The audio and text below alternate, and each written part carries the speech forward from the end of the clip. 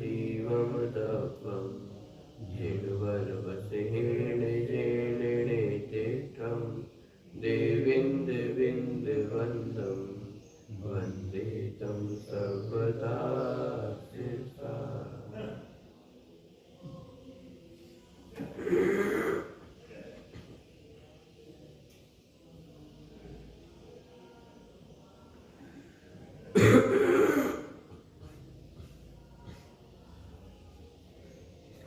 गाथा क्रमांक 48 की चर्चा अपनी चल रही है।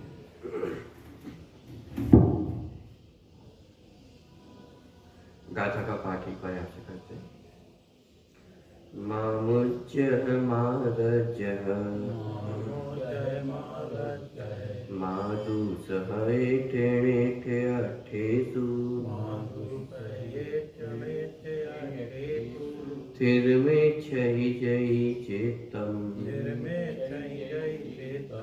विचित्त ध्यानप्रसिद्धिये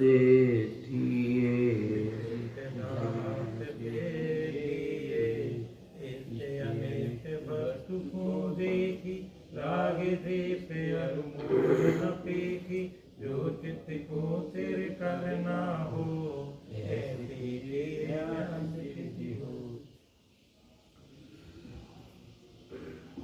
चित्त को यदि स्थिर करना चाहते हो तो मोह राग और द्वेष नहीं करो। किसमें नहीं करो?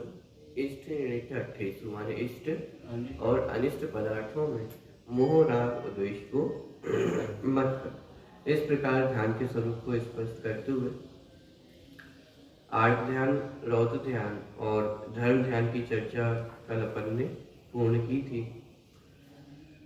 धर्म ध्यान के 4 भेद यहाँ स्पष्ट किए थे। आज्ञा विचय, अपाय विचय, विपाक विचय और संस्थान विचय। इस प्रकार 4 प्रकार के भेद धर्म ध्यान के अपन ने कल समझे थे। आज्ञा विचय धर्म ध्यान में जिन भगवान की आज्ञा अनुसार जो सूक्ष्म तत्व का वर्णन किया गया है उसे वैसा का वैसा स्वीकार करना, यह आज्ञा विचय धर्म ध्यान। माने जो जिन भगवान द्वारा कथित वस्तु स्वरूप है उस वस्तु स्वरूप को समझने में चित्त का स्थिर होना, ये आज्ञा विचय धर्म ध्यान है। और जहाँ ध्यान माने जो सारे भेद चले, ध्यान के भेद चले, अभी अपन आगे भी उसकी चर्चा करेंगे। लेकिन ध्यान का मतलब ये समझना कि अकेले ज्ञान की प्रवृत्ति का नाम ध्यान नहीं। माने जिन भगवान द्वारा कथित वस्तु स्वरूप को जान लिया, इसका नाम ध्यान नहीं है। जिन भगवान द्वारा प्रतिपादित जो वस्तु स्वरूप है उसको जानने में चित्त का एकाग्र होना, उसका नाम ध्यान है। अभी जो विशेष अंतर वो अपन समझेंगे आगे, लेकिन अंतर समझना, ज्ञान और ध्यान में अंतर है। अभी तक जितनी अपन चर्चा करके आते हैं वो सब ज्ञान की चर्चा चलती है कि वस्तु स्वरूप को जानना है, समझना है। लेकिन ध्यान इसमें एक स्टेप और आगे है। वो सब ज्ञान की प्रवृत्ति होना अलग बात है, लेकिन जो समझा है उसमें चित्त को एकाग्र करना, वो उसका नाम ध्यान है। मात्र जानकारी का नाम ध्यान नहीं।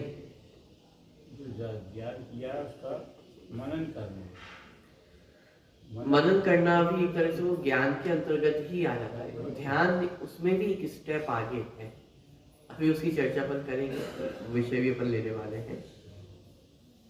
देखिए, तो आज्ञा विचय जिन भगवान की आज्ञा अनुसार जो वस्तु स्वरूप प्रतिपादित है, मुख्य रूप से इसमें सूक्ष्म तत्व की ओर ध्यान आकर्षित किया है। क्योंकि जो स्थूल पदार्थ जैसे पुद्गल आदि है वे तो ज्ञान का विषय सहज बन जाते हैं, लेकिन जो इंद्रिय प्रत्यक्ष नहीं होते हैं, ऐसे जो सूक्ष्म विषय हैं उनमें भी जैन भगवान द्वारा प्रतिपादित है, इसलिए वे अन्यथावादी नहीं होते हैं जैन भगवान। इसलिए जो वस्तु स्वरूप कहा गया है वह भी यथार्थ ही है। इस प्रकार की स्वीकृति पूर्वक उसमें चित्त का एकाग्र होना, वह आज्ञा विचय धर्म ध्यान है। ठीक है। दूसरा अपाय विचय धर्म ध्यान। अपाय विचय माने अपाय का अर्थ क्या है?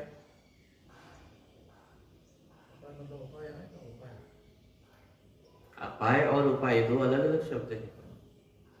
अपाय का अर्थ अपन ने देखा था कल, विरोधी। अपाय का अर्थ क्या होता है? विरोधी।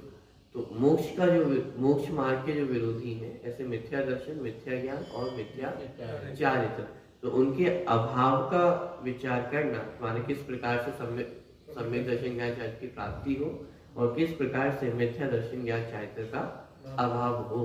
तो इस प्रकार का जो चिंतन है, इस प्रकार का जो उपयोग स्थिर होना इस समझने में, उसे अपाय विचय धर्म ध्यान कहते हैं।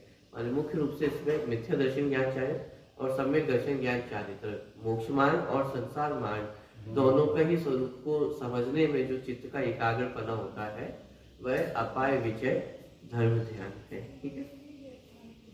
तीसरा था विपाक विचय धर्म ध्यान। विपाक विचय धर्म ध्यान माने विपाक का अर्थ क्या है? विपाक किसे कहते हैं? कर्म के उदय को विपाक कहा जाता है। ठीक। तो कर्म के उदय संबंधी विचार करना वह विपाक विचय धर्म ध्यान। किस कर्म के उदय से कौन सी अवस्था होती है? स्वर्ग आदि की प्राप्ति पुण्य उदय से होती है, नरक आदि की प्राप्ति पाप उदय से होती है। माने किस कर्म को करने से क्या फल मिलता है, इन सब का विचार करना वह विपाक विचय धर्म ध्यान है। और अंतिम आपने देखा था संस्थान विचय धर्म ध्यान। संस्थान विचय माने तीन लोक के स्वरूप का विचार करना। तीन लोक का स्वरूप किस प्रकार है, लंबाई चौड़ाई आदि किस प्रकार है, तीन लोक में जो तीन लोक है माने ऊर्ध्व मध्य अधोलोक, तो उसका किस प्रकार का विस्तार है, उन सब की जानकारी करना, उस सब में चित्त को एकाग्र करना, उसका नाम संस्थान विचय धर्म ध्यान है। ठीक है। तो इस प्रकार धर्म ध्यान के जो चार भेद है उनकी चर्चा कल अपन ने देखी थी। और अंतिम में एक प्रश्न अपन ने छोड़ा था। क्या प्रश्न था?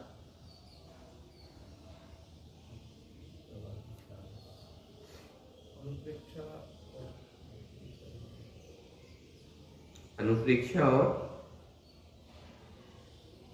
लोक भावना और बाकी की सारी भावनाओं में क्या अंतर है? प्रश्न ये था कि जो 12 प्रकार की भावना है, अनुप्रेक्षाएं हैं और धर्म ध्यान, इन दोनों में अंतर क्या है? क्योंकि जो 12 भावनाएं हैं उनका समावेश इस धर्म ध्यान में हो ही जाता है। 12 भावनाओं में जिन जिन पदार्थों का अपन विचार करते हैं वो सब धर्म ध्यान के विषय में आई है। अनित्य शरण आदि का विचार करते हैं, आज्ञा विषय में वो सारी चीजें आ गई हैं। तीन लोक का विचार करते हैं वो संस्थान विषय में आ गया है। कर्म संबंधी विचार करते हैं तो विपाक विषय में आ गया। मोक्ष मार्ग संबंधी विचार है तो वह सब अपाय विचय धर्म ध्यान में आ गया। और तो मानिए सारी चर्चा जो 12 भावना में अपन चिंतन करते हैं वो सब धर्म ध्यान के प्रकरण में आ जाता है। तो फिर प्रश्न ही खड़ा हुआ कि धर्म ध्यान और 12 भावनाओं में अंतर क्या है? यदि अंतर नहीं है तो फिर दोनों को अलग अलग कथन क्यों किया? 12 भावनाओं का अलग कथन किया, धर्म ध्यान का अलग कथन किया। और यदि अंतर है तो फिर वो क्या अंतर है? ठीक। इसके संबंध में तत्वार्थ सूत्र जी का जो 9वां अधिकार है जहाँ पे ध्यान की चर्चा की गई है, उसके टीकाकार मान राजवार्तिक अंकलन देव ने इस पर विचार किया है। तो वो प्रकरण थोड़ा सा पढ़ते हुए उसको समझने का प्रयास अपन करेंगे। मैं प्रकरण को पढ़ रहा हूँ, दादा की पुस्तक में भी जो ध्यान का स्वरूप है उसमें आपको पढ़ने को मिल जाएगा। देखिए, अनुप्रेक्षा और ध्यान में अंतर स्पष्ट करते हुए आचार्य अकलंक देव लिखते हैं। अनुप्रेक्षा मतलब ये 12 जो भावना है उन्हें अनुप्रेक्षा भी कहा जाता है। हाँ, तो 12 भावना और ध्यान में अंतर स्पष्ट करते हुए अकलंक देव अपने राजवार्तिक ग्रंथ में इस प्रकार लिखते हैं। अनुप्रेक्षाओं का धर्म ध्यान में अंतर्भाव हो जाने से उनका पृथक कथन करना उचित नहीं है। क्या कहा कि 12 भावनाओं का धर्म ध्यान में ही समावेश हो जाता है, अंतर्भाव हो जाता है, इसलिए उनका अलग से कथन करना उचित नहीं है। ये प्रश्न उठाया जा रहा है, शंका खड़ी की जा रही है। यदि कोई ऐसा कहे तो उसका कथन ठीक नहीं है, क्योंकि अनुप्रेक्षाएं ज्ञान प्रवृत्ति विकल्प रूप है। शंका, पहले तो शंका खड़ी की कि चूंकि 12 भावना का जो विषय है वह सब धर्म ध्यान में ही समाविष्ट हो जाता है, इसलिए उनका अलग से कथन करना माने 12 भावनाओं का अलग से कथन करना उचित नहीं, धर्म ध्यान में ही उसका सारा वर्णन आ जाता है। तो आचार्य ने उसका उत्तर दिया कि यदि कोई ऐसा कहे तो उसका कथन उचित नहीं है। क्यों उचित नहीं है? तो उसका कारण पता है कि जो अनुप्रेक्षा है वह कैसी है? ज्ञान प्रवृत्ति विकल्प रूप है। और आगे और वर्णन कर रहे हैं, अनित्यादि विषयों का चिंतन जब ज्ञान रूप होता है तब वह अनुप्रेक्षा कहलाता है, और जब अनित्यादि विषयों में चित्त एकाग्र होता है तब धर्म ध्यान नाम पाता है। इसी को संस्कृत यदि टीका से मैं देखूं तो देखिए, अनित्यादि विषय चिंतनम यदा ज्ञानम तद अनुप्रेक्षा व्यपदेशो भवति, यदा तद एकाग्र चिंता निरोधः तदा धर्म ध्यानम। जो मूल परिभाषा पर देखते हैं, एकाग्र चिंता निरोधो ध्यानम, तो माने किसी भी पदार्थ में, किसी भी वस्तु में चित्त का एकाग्र होना, और चित्त के एकाग्र होने पर अन्य समस्त विकल्पों से निर्विकल्प हो जाना, उसका नाम ध्यान है। और अनुप्रेक्षा किसका नाम है? कि अनुप्रेक्षा ज्ञान प्रवृत्ति रूप विकल्प परिणाम है, और ध्यान निर्विकल्प परिणाम है। माने क्या? 12 भावनाओं में ज्ञान की प्रवृत्ति मुख्य है, और ध्यान में ज्ञान की निर्विकल्प रूप जो प्रवृत्ति है वो उसमें मुख्य है। यदि भाषा में आपको समझ में नहीं आ रहा होगा, इसको आप ऐसा समझ सकते हैं। जो है वो 12 भावना जो है वो वैराग्य नहीं। जैसे सिकंजी अपन पीते, सिकंजी बनाने की जो पूरी प्रक्रिया है वो ज्ञानात्मक प्रक्रिया है, विकल्पात्मक प्रक्रिया है। उसमें आप नींबू का भी विचार करेंगे, शक्कर का भी विचार करेंगे, नमक का भी विचार करेंगे, पानी का भी विचार करेंगे, उन सारी चीजों का विचार होगा। लेकिन जिस समय शिकंजी ये शब्द मैंने बोला, उस समय वो जो एक अनुभूति आपको अंदर से आ रही है कि उस समय वो शिकंजी पीते समय या शिकंजी शब्द सुनते हुए भी वो जो अंतर में प्रतीति है कि ये शिकंजी है, वहां आपको भेद करने की आवश्यकता नहीं रहती है कि नींबू है, शक्कर है, नमक है, भेद करने की आवश्यकता नहीं है। शिकंजी तो उस पे जो ध्यान केंद्रित हुआ है, एकाग्र चित्त हुआ है, वहां निर्विकल्प हो गए, माने अन्य कोई विकल्प वहां पे उत्पन्न नहीं है। नींबू का, नमक का, शक्कर का कोई विकल्प उत्पन्न नहीं है। उसका नाम है एकाग्र चिंता निरोधो ध्यानम। अरे वो ध्यान है। जब तक ज्ञानात्मक प्रवृत्ति चल रही है कि शिकंजी किसे कहते हैं कि जिसमें नींबू भी पाया जाता है, ये सारी चीजें पाई जाती हैं, उसे शिकंजी कहते हैं। ये ज्ञानात्मक प्रक्रिया है। और जहां एक निर्विकल्प प्रक्रिया हो गई है कि वो अनुभूति रूप है, तो शिकंजी किसका नाम है? वो सारी चीजें हैं उसमें, लेकिन उसको कहने की आवश्यकता नहीं है, सोचने की भी आवश्यकता नहीं है। जिस समय हम शिकंजी को पी रहे हैं उस समय आपको सोचने की आवश्यकता है कि नहीं इसमें नींबू भी डला है, शक्कर भी डली है, कुछ सोचने की भी आवश्यकता उसमें नहीं रही है। लेकिन फिर भी आप ये शिकंजी है, ये आप जानते हैं। इसका नाम है ध्यान। अरे ध्यान में चित्त की एकाग्रता हुई है। ज्ञान में अभी चित्त एकाग्र नहीं हुआ है, अभी वो निर्विकल्प नहीं हुआ है, उसमें तो विकल्प खड़े हुए हैं। तो इसलिए कहा 12 अनुप्रेक्षाएं चिंतनात्मक है, विकल्पात्मक है, ज्ञान की प्रवृत्ति रूप है। और ध्यान कैसा है? वहां निर्विकल्पता है, वहां ऐसा चिंतनात्मक पना नहीं है, माने विकल्पात्मक पना नहीं है, वहां ज्ञान की प्रवृत्ति इस प्रकार की नहीं है, भेद रूप प्रवृत्ति नहीं है। ठीक है, थोड़ा सा और इसको पढ़ रहा हूं। यदि हम उक्त कथन पर गंभीरता से विचार करें तो एक बात अत्यंत स्पष्ट है कि निर्विकल्प धर्म ध्यान होने के पहले होने वाली ज्ञान प्रवृत्ति विकल्प रूप अनुप्रेक्षा में शरीर आदि संयोगों की अनित्यता, अशरणता, असारता, भिन्नता और अशुचिता आदि का चिंतन होता है। और जब विकल्प रूप चिंतन का निरोध होकर उसी विषय वस्तु में चित्त निर्विकल्प रूप से एकाग्र हो जाता है तो वह धर्म ध्यान नाम पाता है। माने विकल्पात्मक अवस्था में 12 चिंतन के 12 अनुप्रेक्षाओं के माध्यम से पदार्थों का चिंतन किया जाता है। अनित्य, अशरण आदि वस्तु स्वरूप कैसा है उसका विचार किया जाता है। और ऐसा विचार होने पर जब विकल्प रूप चिंतन का निरोध होकर उसी विषय वस्तु में चित्त निर्विकल्प रूप से एकाग्र हो जाता है तो वह धर्म ध्यान नाम पाता है।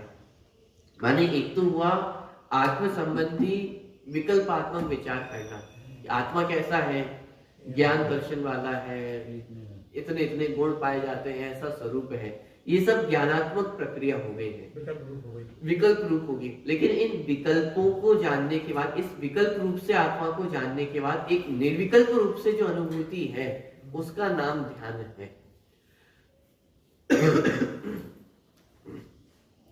इसको आप ऐसा भी समझ सकते हैं जैसे अपने नाम संबंधी आपको अपने नाम का बार बार स्मरण करना पड़ता है, नहीं करना पड़ता, यानी आपका नाम आपके ध्यान में निरंतर रहता है। ये माने वहां आपको विकल्प खड़े नहीं हो रहे हैं कि साहब ये आत्मा और शरीर एक समान असमान जाति द्रव्य पड़ा है, मिलकर के बनी है, फिर इसका अपने माँ बाप ने नाम रखा है तो इस शरीर का नाम ऐसा है। माने इतना विकल्प आपको करना ही नहीं पड़ता है। प्रतीक बोला तो आपके तुरंत ध्यान में है कि किसका नाम है, ये मैं हूँ। अरे ये मैं हूँ, ये विकल्प भी खड़ा नहीं होता है।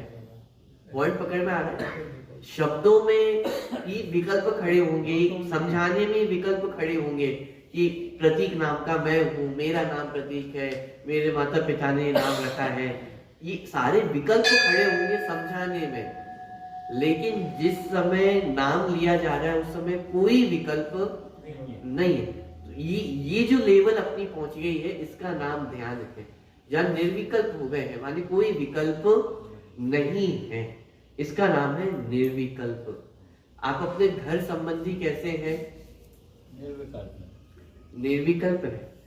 जिस समय नया घर आप खरीदने जाते हो उस समय बहुत सारे विकल्प खड़े होते हैं, घर खरीदना चाहिए कि नहीं खरीदना चाहिए, क्या रेट होगी, डील फाइनल हो गई है तो रजिस्ट्री होनी है, वो सारी जो ज्ञानात्मक प्रक्रियाएं हैं वो उस समय चलती है। मतलब जब तक घर खरीदना है उस समय तक आपकी उन सारी ज्ञानात्मक प्रक्रियाएं चलती हैं।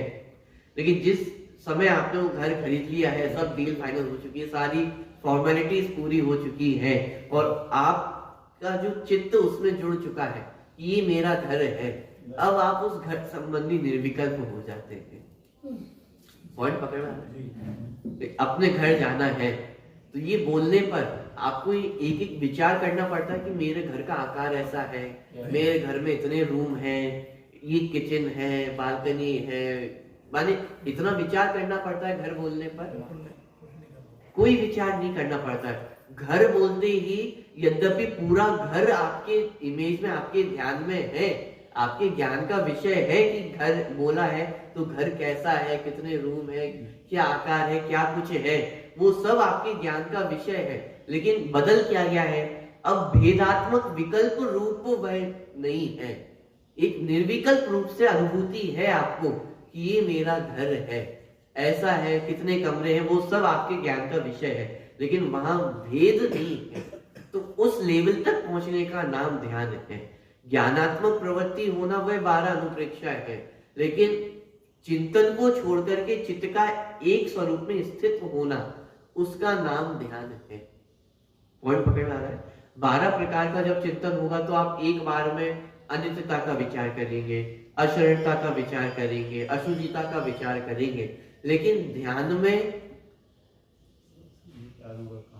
ये सारी वस्तुएं एक साथ उसके अनुभूति में आ रही है। वस्तु अनित्य भी है, अशरण भी है, अशुचि भी है, तो वो सारी चीजें एक साथ निर्विकल्प अनुभूति का विषय उसकी बन रही है, उसका नाम ध्यान है। सिर्फ और सरल करने की यदि कोशिश करूं, से आजकल के कैमरे मतलब बहुत एडवांस हो गए हैं, उसमें क्या होता है कि जैसे आप कैमरे के माध्यम से किसी वस्तु को देखते हो तो उसमें एक ऑटोमेटिक सिस्टम हो गया है कि जिसकी आपको फोटो लेनी है वो फोकस में आ जाता है और पीछे का सारा बैकग्राउंड ब्लर हो जाता है, माने वो धुंधला हो जाता है, माने जिस चीज की आपको फोटो खींचनी है वो फोकस में आ जाती है और पीछे का जितना भी बैकग्राउंड है वो सब अपने आप धुंधला हो जाता है, ब्लर हो जाता है। इसे ध्यान की प्रक्रिया कहते हैं। माने एक तो हुआ पहले संपूर्ण वस्तु की जानकारी होना, और जानकारी होने के बाद एक वस्तु पे फोकस करना, उसका नाम क्या है? ध्यान है। माने ज्ञान का विषय बहुत विशाल है, लेकिन उसमें से ध्यान का विषय कितना कि जिस वस्तु पे अपन ने फोकस किया है उस वस्तु को फोकस करने का नाम क्या है? ध्यान है। ये भी हालांकि बहुत स्थूल उदाहरण मैंने दिया है, क्योंकि फोकस करने की प्रक्रिया भी ज्ञानात्मक प्रक्रिया ही है। नए ज्ञान जब अपन चर्चा करते हैं, हाँ, क्योंकि ये भी एक प्रकार से नए ज्ञान जो अपन करते हैं, नए ज्ञान की ही प्रक्रिया है, शुद्ध ज्ञान की ही प्रक्रिया है। लेकिन फिर भी समझाने की दृष्टि से मैंने एक उदाहरण दिया है कि ध्यान में वो वस्तु फोकस में आ जाती है, माने उसी वस्तु पे एकाग्र रूप से उसका चिंतन होना, एकाग्र रूप से उसमें निर्विकल्प रूप से स्थिर हो जाना चित्त का, उसका नाम ध्यान है। बात समझ में आ रही है? अरे सिर्फ इतना अंतर समझना, 12 अनुप्रेक्षाओं में ज्ञानात्मक चिंतन है, ज्ञानात्मक प्रक्रिया है, और जहां वह ज्ञानात्मक प्रक्रिया पूर्ण होती है और एक विषय में चित्त का स्थिरपना होता है, उसका नाम क्या है? ध्यान है। ठीक है? जैसे भोजन भी कर रहे हैं और टीवी भी देख रहे हैं, दोनों ज्ञान का विषय तो बन रहे हैं, लेकिन ध्यान एक समय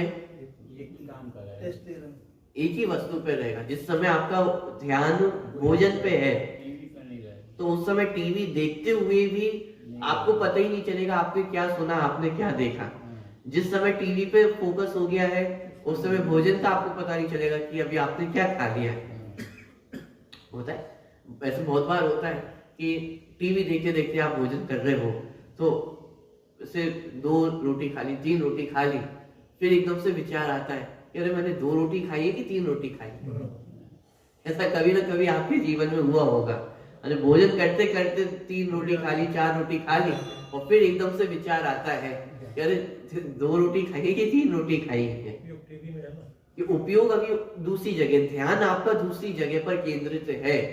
तो इसका मतलब ज्ञानात्मक प्रक्रिया अलग चीज है और ध्यान एक अलग चीज है। ध्यान में आचरण का पुट आ गया है, ज्ञान में जानना हो रहा है, लेकिन एक ही पदार्थ को जानते रहना फोकस पूर्वक, माने एकाग्रचित होकर के उस पदार्थ को जानते रहना, उसका नाम ध्यान है। माने इसमें विशेष चारित्रगत स्थिरता की आवश्यकता है, क्योंकि ज्ञान उपयोग बहुत चंचल है। जो ज्ञान है वो एक जगह पर स्थिर नहीं रहेगा, वो तो समस्त पदार्थों को जानने ही उसका स्वभाव है। क्योंकि ज्ञान का स्वरूप तो 3 लोग को जानने का है।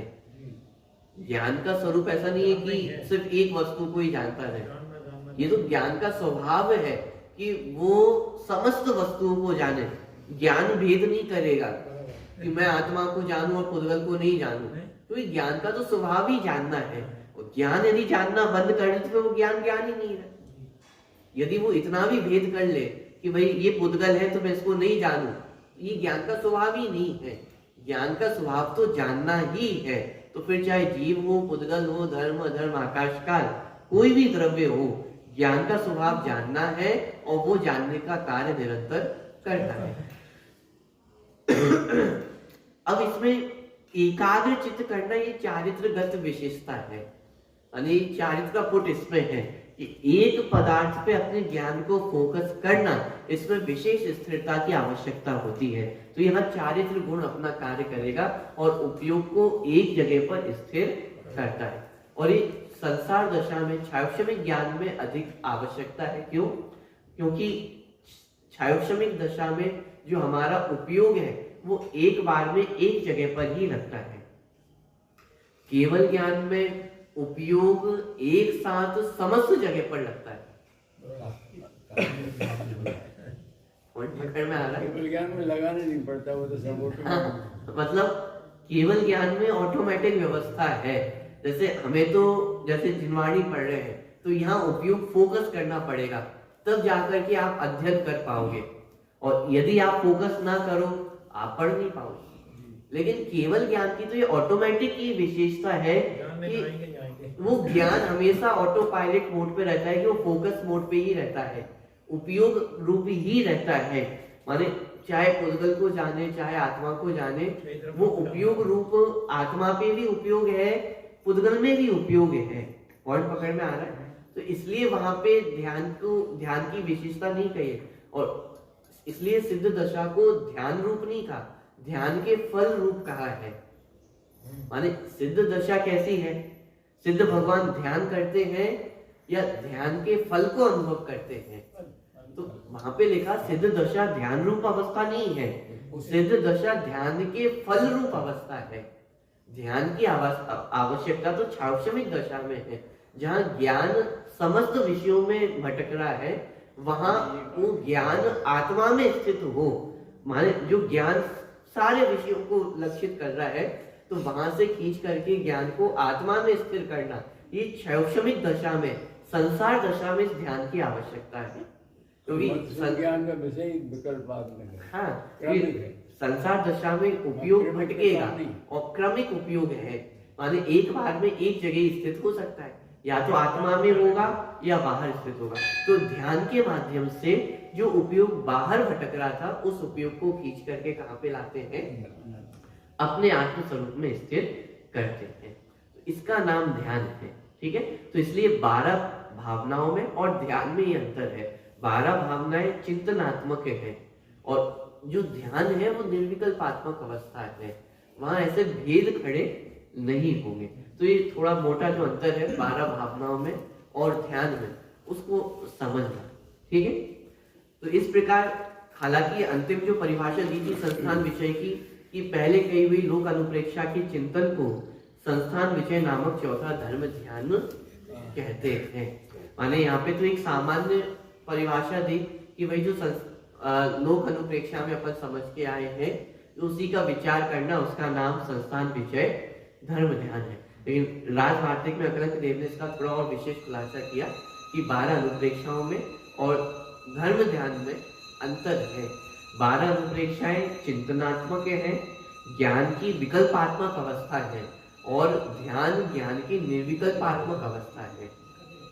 विकल्प और निर्विकल्प का मतलब ये है कि विकल्पात्मक दशा माने उसमें अन्य विषय भी शामिल है, गर्भित है, लेकिन निर्विकल्प अवस्था माने जिस वस्तु पे फोकस है उसके अलावा अन्य सारे विकल्पों से जीव कैसा है? निर्विकल्प है। इसका अर्थ है निर्विकल्प होना।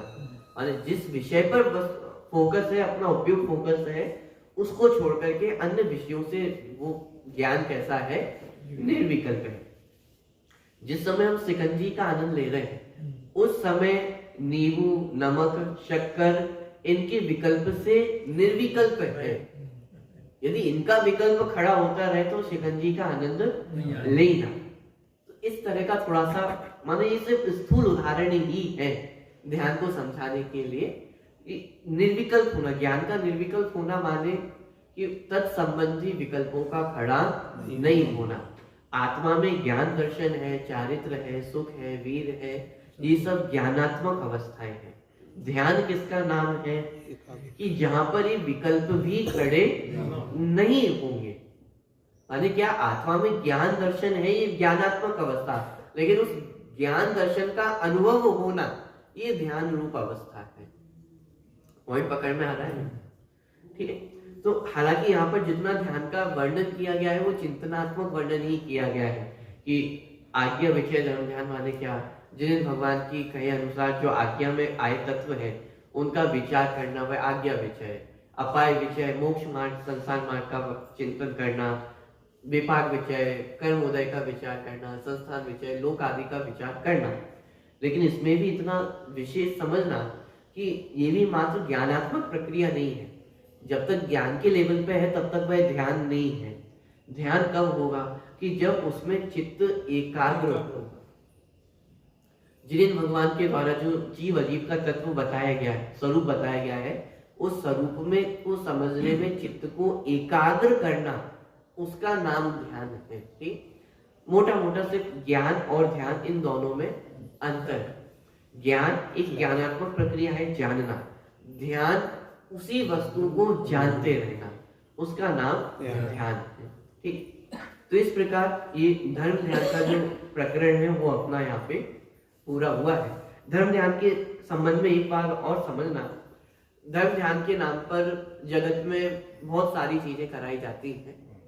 तो एक सिंपल शब्दों में यदि कहूँ तो वह सब धर्म ध्यान नहीं है। धर्म ध्यान का स्वरूप इन 4 वेदों के माध्यम से हमें भली भांति स्पष्ट हो जाता है कि धर्म ध्यान किसे कहते हैं। जिन्हें भगवान की आज्ञा में आए हुए जो तत्व हैं उन वस्तु स्वरूप का विचार करना, मोक्ष मार्ग का विचार करना, संसार मार्ग का विचार करना, कर्मोदय का विचार करना, 3 लोक आदि का विचार करना, इसका नाम धर्म ध्यान है। और यदि थोड़ा सा इसको इकट्ठा करके देखा जाए तो ये सारा जो विचार है ये सब स्वाध्याय के अंतर्गत आ जाता है, माने अध्ययन के अंतर्गत ये सारी चीजें आ जाती हैं। कल अपन ने देखा था अनिकांत जी भाई साहब ने भी वो गाथा उद्धृत की थी मूलाचार ग्रंथ की कि अध्ययन ही ध्यान है। माने ये जितना वस्तु स्वरूप का अपन विचार कर रहे हैं, चिंतन कर रहे हैं, अपने उपयोग को, इन बातों को समझने में जो एकाग्र चित्त कर रहे हैं, इसी का नाम ध्यान है और इसे ही धर्म ध्यान कहा गया है। तो धर्म ध्यान के नाम पर अन्य जगत में जितनी भ्रांतियां फैली हुई हैं, ध्यान के शिविर भी लग रहे हैं, ध्यान के शिविर भी लगाए जाते हैं, जो कुछ भी किया जाता है वो वास्तव में धर्म ध्यान का स्वरूप नहीं है। आगे भी और गाथा आने वाली है, वो बहुत सुंदर गाथा है। माँ चिंतई, माने ना सोचो, ना कुछ करना है, ना बोलना है। माने वो ध्यान की जो अवस्था है वो किसका नाम है। ध्यान में बोलने की आवश्यकता नहीं है, ध्यान में कुछ करने की आवश्यकता नहीं है, ध्यान में कुछ सोचने की आवश्यकता भी नहीं है। माने जो 3 अपन शब्द होते हैं, मन, वचन और काय, तो ध्यान में मन की प्रक्रिया भी रुक जाती है, वचन की और काय की, माने तीनों प्रक्रियाओं से रहित वो ध्यान की अवस्था होती है। तो एक मोटा मोटा आप इतना समझना, धर्म ध्यान यदि आपको करना भी है तो क्या करना चाहिए कि उपयोग को अध्ययन में अपना चित्त स्थिर करना चाहिए, इसी से वो धर्म ध्यान प्रकट होगा।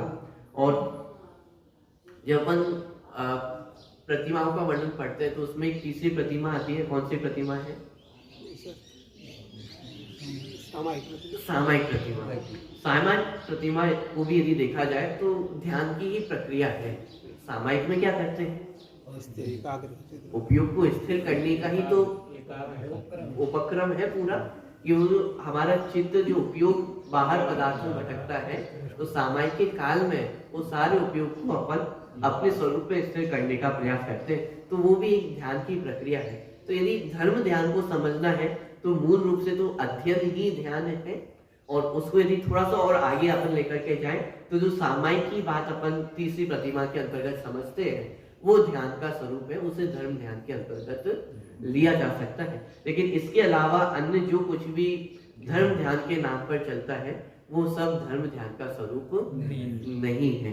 उपयोग को शरीर के किसी विशेष अंग पे केंद्रित करना, किसी विशिष्ट वस्तु पे केंद्रित करना, उसका नाम ध्यान तो है, लेकिन वो धर्म ध्यान नहीं है।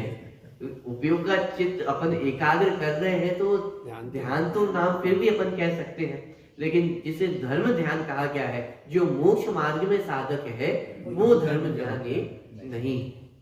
बात समझ में आ रही है? ठीक है, चलिए, तो ये धर्म ध्यान का स्वरूप अपना स्पष्ट हुआ है। अब जो अंतिम ध्यान है शुक्ल ध्यान, हालांकि समय हो गया है, फिर भी थोड़ा सा अपन पहला जो भेद है उसका थोड़ा सा विचार करते हैं। मात्र पढ़ रहा हूं, विशेष विचार तो अपन अगली कक्षा में करेंगे। देखिए, अब पृथकत्व वितर्क विचार, एकत्व वितर्क विचार, सूक्ष्म क्रिया प्रतिपाती और विपरीत क्रिया निवृत्ति नामक 4 प्रकार के शुक्ल ध्यान का कथन करते हैं। जब भी ध्यान की बात चलती है तो 3 ध्यान की चर्चा तो फिर भी हम और आपको पता होती है, थोड़ी बहुत चर्चा हमें सुनी होती है, थोड़ा स्वरूप भी हमें ख्याल में होता है। आज क्रोध ध्यान किसे कहते हैं, धर्म ध्यान, लेकिन शुक्ल ध्यान की चर्चा कभी भी उतने विस्तार में नहीं हो पाती है और उतना स्वरूप भी हमें स्पष्ट रूप से ख्याल में नहीं हो पाता है। तो मतलब ये प्रसंग प्राप्ति है तो हमें मतलब शुक्ल ध्यान के संबंध में भी विशेष जानकारी जो है वो हमें समझने को मिले। देखिए, प्रथम पृथकत्व वितर्क विचार नामक शुक्ल ध्यान का कथन करते हैं। एक एक शब्द का यहाँ पे अर्थ बोला जा रहा है। पृथकत्व का क्या अर्थ है, वितर्क का क्या अर्थ है और विचार का क्या अर्थ है। देखिए प्रश्न क्रमांक 230, द्रव्य गुण और पर्याय के भिन्न पने को पृथकत्व कहते हैं। द्रव्य गुण और पर्याय ये तीनों कैसे हैं, पृथक पृथक है। पृथक का अर्थ क्या है, पृथक का अर्थ है अन्यत्व है। अन्यत्व माने एक में एक नहीं है। अन्यत्व का अर्थ होता है कि यह वह नहीं है। माने क्या, द्रव्य गुण रूप नहीं है, गुण पर्याय रूप नहीं है। लेकिन जब अपन द्रव्य गुण पर्याय की चर्चा करते हैं तो ये कहा जाता है कि द्रव्य गुण और पर्याय तीनों अलग अलग नहीं है, ये तीनों कैसे हैं, एक ही है। जब द्रव्य गुण और पर्याय को एक कहा जाता है वहां उसका अर्थ होता है कि द्रव्य गुण और पर्याय इन तीनों की सत्ता अलग अलग नहीं है, सत्ता अलग अलग नहीं है। द्रव्य गुण और पर्याय ये तीनों एक सत्तात्मक ही हैं। द्रव्य की सत्ता अलग हो, गुण की सत्ता अलग हो और पर्याय की सत्ता अलग हो, ऐसा नहीं है। ये तीनों मिलकर के एक सत्ता रूप ही है। माने मैं जीव द्रव्य हूँ, मुझ में अनंत गुण है और प्रत्येक गुण की अनंत पर्याय है। तो द्रव्य कहीं अलग पाया जाता है, गुण कहीं अलग है और पर्याय कहीं अलग हो, ऐसा नहीं है। एक ही सत्ता है, मैं ही जीव द्रव्य हूँ, मैं ही ज्ञान गुण हूँ और मैं ही ज्ञान पर्याय हूँ। पॉइंट पकड़ में आ रहा है। द्रव्य गुण और पर्याय में इस प्रकार का कोई भी भेद नहीं है, ठीक है। लेकिन इसमें भेद भी है। यदि भेद ना होता तो फिर ये तीन चीजें कहीं कैसे जाती। पॉइंट पकड़ में आ रहा है। तो भेद कैसे हुआ कि नाम की अपेक्षा भेद है। द्रव्य गुण और पर्याय तीनों अलग अलग चीजें हैं। अपने तत्वार सूत्र में देखे ना, चार निक्षेप, नाम, स्थापना, द्रव्य, भाव। तो निक्षेप की अपेक्षा देखें तो नाम निक्षेप की अपेक्षा अंतर है। द्रव्य अलग नाम है, गुण अलग नाम है और पर्याय अलग नाम है। तीन अलग अलग नाम है तो नाम की अपेक्षा भेद है। दूसरा लक्षण की अपेक्षा भेद है। तीनों के लक्षण अलग अलग है। द्रव्य की परिभाषा अलग है, गुण की परिभाषा अलग है, पर्याय की परिभाषा अलग है। तीनों के लक्षण कैसे हैं, अलग अलग है। पर्याय परिवर्तित स्वरूप है और गुण अपरिवर्तन रूप है। द्रव्य स्थिर रूप है, द्रव्य रूप है। तो ये तीनों के लक्षण कैसे हैं, अलग अलग हैं। इसलिए कहा कि द्रव्य गुण और पर्याय ये तीनों कैसे हैं, अन्यत्व है, पृथकत्व है इसमें, ठीक है। तो ये हुआ द्रव्य गुण और पर्याय इन तीनों में पृथकपना। तो द्रव्य गुण और पर्याय के भिन्न पने को पृथकत्व कहते हैं। तो थोड़ा सा ये समझना चाहते हो, जैसे कोई व्यक्ति है, वह व्यक्ति अच्छा गाता भी है और अच्छा नृत्य भी करता है। तो ये दोनों क्वालिटी किसकी है, उसी एक व्यक्ति की है। तो वास्तव में देखा जाए तो सत्ता अलग अलग नहीं है। उस व्यक्ति के अंदर ये जो दो क्वालिटी है, तो दो क्वालिटी की सत्ता अलग अलग नहीं है। वो दोनों क्वालिटी उसी व्यक्ति के अंदर पाई जाती है, उसी उतनी सत्ता में पाई जाती है, वो सत्ता से बाहर नहीं है। इसलिए कहा जाएगा कि वह व्यक्ति और उसकी जो भी विशेषता है वह अलग अलग नहीं है। लेकिन गंभीरता से विचार करके देखें तो नृत्य की कला होना और गायन की कला होना, ये दोनों अलग अलग कलाएं हैं, ये दोनों अलग अलग विशेषताएं हैं। तो इसलिए उन दोनों में अंतर भी है, पृथकत्व पना भी है और अपृथकत्व पना भी, ठीक है। तो जो पहला भेद है पृथकत्व वितर्क विचार, उसमें क्या होता है कि जो द्रव्य गुण पर्याय में पृथकत्व पना है उसका विचार होता है, उसका चिंतन होता है, उसको यहाँ पे स्पष्ट किया जा रहा है।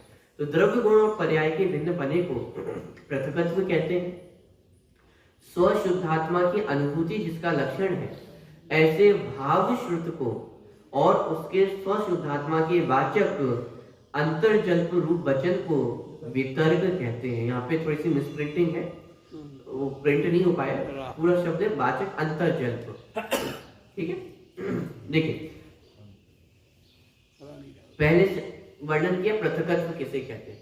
पृथकत्व माने द्रव्य गुण और पर्याय में जो भिन्नपना है, अन्यत्व है, उसे पृथकत्व का। वितर्क किसे कहा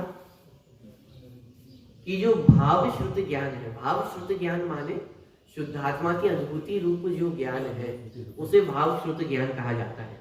तो उस भाव शुद्ध ज्ञान में क्या होता है, शुद्धात्मा की अनुभूति जिसका लक्षण है, ऐसे भाव शुद्ध को और उसके अर्थात स्व शुद्धात्मा के वाचक अंतर्जल्प रूप वचन को वितर्क कहते हैं। अंतर्जल्प रूप जो वचन है उसे वितर्क कहा गया है। माने जिस समय आत्मा स्व शुद्धात्मा में लीन है, जिस समय आत्मानुभूति है, भाव शुद्ध ज्ञान है, उस समय जो अंतर्जल्प रूप वचन है उसे वितर्क कहा गया है।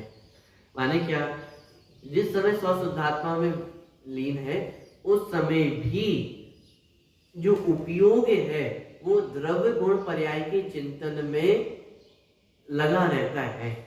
यानी जिस समय जैसे 8वां गुण स्थान की अभी इसमें चर्चा आएगी, तो 8वें गुण स्थान में भी उपयोग आत्मा में स्थिर है, शुद्धोपयोग रूप अवस्था है, लेकिन उस अवस्था में भी द्रव्य गुण पर्याय का जो चिंतन है वो चलता रहता है। वो अभी विचार के अंतर्गत इसमें स्पष्ट भी कर रहे हैं। लब्धि रूप है, उपयोग रूप। हाँ देखिए, इच्छा के बिना एक अर्थ से दूसरे अर्थ में, एक वचन से दूसरे वचन में, मन वचन काय, इन 3 योगों में से किसी एक योग से दूसरे योग में जो परिणमन पलटना होता है उसे विचार कहते हैं। ठीक है। वितर्क क्या कहा था, वितर्क का मतलब था कि जो भाव शुद्ध ज्ञान रूप अवस्था है उसमें अंतर्जल्प रूप जो विकल्प है वो उत्पन्न होते हैं। विचार माने उन विकल्पों में ट्रेवल करना, माने 3 योग है, मन वचन और काय। तो एक योग से दूसरे योग में, दूसरे योग से तीसरे योग में ट्रेवल करना, उसका नाम विचार है। कहने का तात्पर्य इतना है कि 8वें गुण स्थान में भी जिस समय जीव शुद्धात्मा में तल्लीन हुआ है, शुद्धोपयोग रूप अवस्था है, उस समय भी जो योग संक्रांति है, माने एक योग से दूसरे योग में जो चित्त उपयोग का परिणमन है वो उस समय भी चलता रहता है। अब हालांकि जो शुक्ल ध्यान के 4 वेद हैं, तो जैसे जैसे अपन आगे बढ़ते चले जाएंगे तो वैसे वैसे स्थिरता और बढ़ती चली जाएगी, तो धीरे धीरे जो विचार है उनका भी अभाव होता चला जाएगा। लेकिन जो प्रारंभिक अवस्था है शुक्ल ध्यान की, उसमें आत्मा की अनुभूति भी है और जो द्रव्य गुण पर्याय संबंधी विचार है वो भी उस समय चलता है। पॉइंट पकड़ में आ रहा है। मानी ये ज्ञान की ऐसी विशेषता अपन कहे कि ज्ञान उसी समय में उपयोग आत्मा में भी स्थिर है और उसी समय द्रव्य गुण पर्याय का जो चिंतन है वो भी उस समय चल रहा है। लेकिन इतना विशेष है कि इच्छा के बिना, क्योंकि यदि इच्छा हो जाए तो फिर उपयोग आत्मा में स्थिर नहीं होगा। इच्छा के बिना ही जो उपयोग है वो परिणमित होता रहता है, बदलता रहता है। बहुत मोटा मोटा यदि आपको समझना हो, जैसे हमारी आंखें खुली हुई हैं, तो आंखें खुली हुई है तो बहुत कुछ आपके ज्ञान का विषय बन रहा है। माने जिस समय मैं आपको देख रहा हूं उस समय यहाँ की वस्तु भी मुझे दिखाई दे रही है। पॉइंट समझना, आप भी जैसे मुझे देख रहे हैं तो मुझे देखते समय भी आपको यहाँ का दिखाई दे रहा होगा, लेकिन अभी उपयोग कहाँ पे स्थिर है, मेरी तरफ उपयोग स्थिर है, तो बाकी सारी चीजें कैसी हो जाती है, गौण हो जाती है। ये बहुत स्थूल उदाहरण मैं दे रहा हूँ, हालांकि ये सारी जो उदाहरण मैं दे रहा हूँ वो सब ज्ञानात्मक प्रक्रिया में शामिल हो जाएंगे। नए ज्ञान की प्रक्रिया में वो सारी चीजें समाहित हो जाती है, लेकिन फिर भी समझाने की दृष्टि से सिर्फ उदाहरण दे रहा हूँ कि जिस तरह हम आंखों के देखने पर भी बाकी चीजें गौण रहती है और एक चीज मुख्य होती है, उसी तरह की कुछ अवस्था आप ध्यान में समझ सकते हैं। ये उपयोग आत्म स्वरूप में भी स्थिर है, लेकिन फिर भी बिना इच्छा के जो विकल्प है, द्रव्य गुण पर्याय संबंधी जो विकल्प है वो वहां पे खड़े होते हैं और उनका परिणमन भी चलता है। निर्विकल्प दशा है, शुद्धोपयोग की दशा है। शुद्धोपयोग की दशा में भी द्रव्य गुण संबंधी जो विकल्प है वो चलते हैं। ध्यान देना, विकल्प द्रव्य गुण पर्याय संबंधी ही चलेंगे, अन्य परिवार संबंधी कोई विकल्प खड़ा हो, वो विकल्प तो बहुत पहले छूट आए हैं, उन विकल्पों की तो बात ही नहीं है। लेकिन 8वें गुण स्थान में भी संजुलन कषाय का तो उदय है ना। तो जिस समय आत्मा शुद्धोपयोग में लीन हुआ है उस समय भी संजुलन कषाय तो अपना कार्य करेगी। ऐसा थोड़ी ना कि जिस समय आत्मा में स्थिर हो गए तो संजुलन कषाय ने अपना कार्य करना बंद कर दिया। हाँ, जब तक 10वें गुण स्थान के अंतिम समय तक संजुलन कषाय अपना कार्य करेगी, तो वो संजुलन कषाय का कार्य क्या होगा? कि उसका कार्य मात्र इतना ही है कि इतने विकल्पों में ही उलझ सकते हैं, इन विकल्पों से बाहर उलझन नहीं होती। परिवार संबंधी, परिग्रह संबंधी, अब ये कोई विकल्प वहां पे खड़े नहीं होते। लेकिन अब जो संजुलन कषाय का उदय है तो उसके उदय के फल में मात्र इतना ही होता है कि शुद्धात्मा में लीनता भी है, लेकिन इच्छा के बिना इच्छा के भी द्रव्य गुण पर्याय संबंधी जो विकल्प है वो वहां पे चलते रहते हैं, माने उनका परिणमन निरंतर होता रहता है। तो मन योग से वचन योग में, वचन योग से काय योग में परिवर्तन उसमें होता रहता है। और इसमें भी समझना, मन योग तो फिर भी हमें समझ में आ जाए, अभी वचन योग और काय योग क्या है। अब दिक्कत है कि वचन योग और काय योग को हम बोलने से ही समझते हैं कि वचन योग मतलब बोलना, काय योग माने शरीर की हलन चलन होना, इसका मतलब काय योग है। लेकिन इतना ही नहीं, बिना बोले भी वचन योग चलता है, बिना शरीर की क्रिया के भी काय योग होता है, क्योंकि योग किसका नाम है? आत्म प्रदेशों के कंपन का नाम योग है। तो यदि उसकी अपेक्षा देखा जाए, बिना बोले भी वचन योग की प्रवृत्ति है, बिना शरीर की प्रक्रिया के भी काय योग की प्रवृत्ति होती है। तो अंदर ही अंदर मन योग से वचन योग में, वचन योग से काय योग में, काय योग से वचन योग में, फिर मन योग में, माने इस प्रकार की जो प्रक्रिया है, परिणमन है, योग परिवर्तन है। जीव द्रव का परिणमन है, पुद्गल द्रव का परिणमन नहीं है। हाँ, पुद्गल द्रव के निमित्त से तो समझाया जाता है, माने पुद्गल द्रव के निमित्त से, माने वचनों के निमित्त से आत्म प्रदेशों में जो कंपन होता है उसे वचन योग कहते हैं, काय के निमित्त से जो कंपन होता है उसे काय योग कहते हैं। लेकिन है वो सब आंतरिक आत्मा की अवस्थाएं ही है।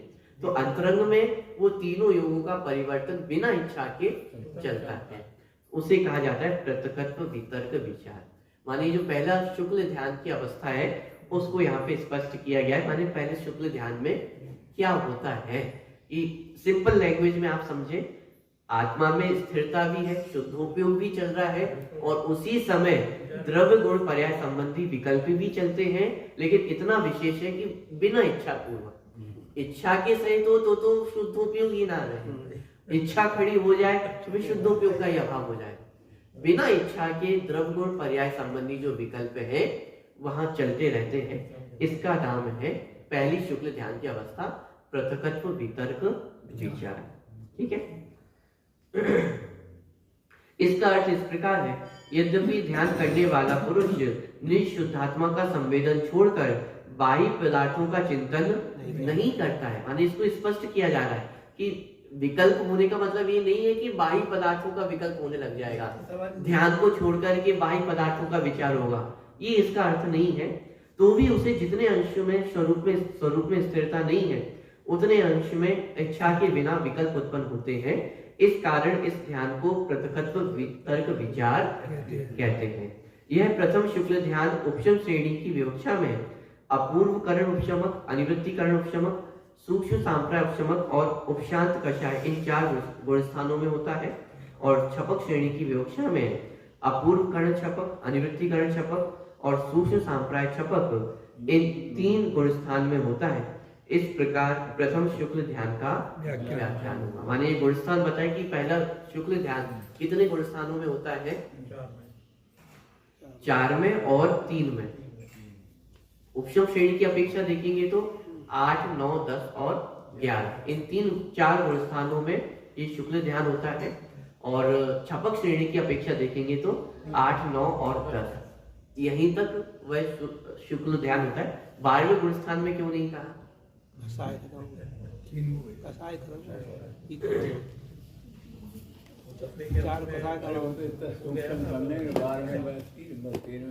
चलिए विचार कीजिएगा, अगली कक्षा में अपन विचार करेंगे। बहुत सरल है, उत्तर बहुत सरल है, क्या उत्तर होगा? कसाय खत्म हुई कषाय खत्म हो गई, संजुल कषाय रही नहीं है, तो विकल्प कैसे खड़े होंगे?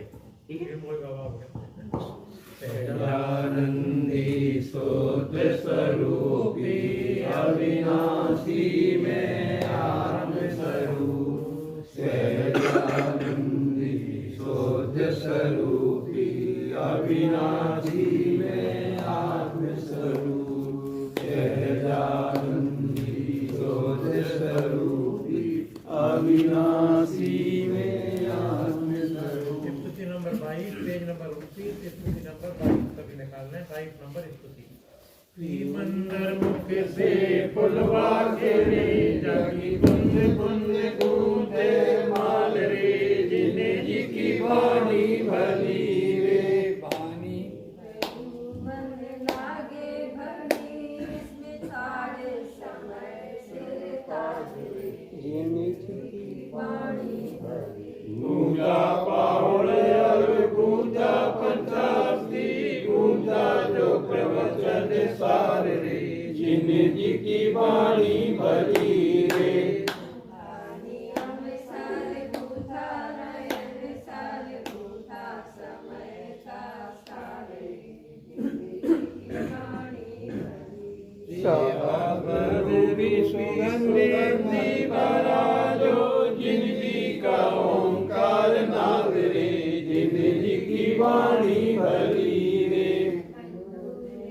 सरे बंधु है कुंद कुंद बंधु है ओंकार नाद रे की वाणी हृदय रहो मेरे भावे रहो मेरे ध्याने रहो जिन बैन रे जिन जी की वाणी भली रे।